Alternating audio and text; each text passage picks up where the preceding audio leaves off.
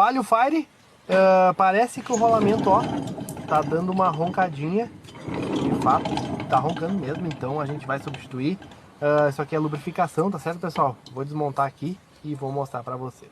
Agora com a manga de eixo do Palio fora do lugar aqui, vai ficar mais fácil de ver. Olha só, que a gente tem que extrair esse rolamento com a prensa. Esse rolamento é prensado, tá certo, pessoal? Olha o barulho. E junto com esse barulho vem a folga no rolamento. Folga ali nas esferas desse rolamento, que eu vou tentar simular aqui para vocês e mostrar.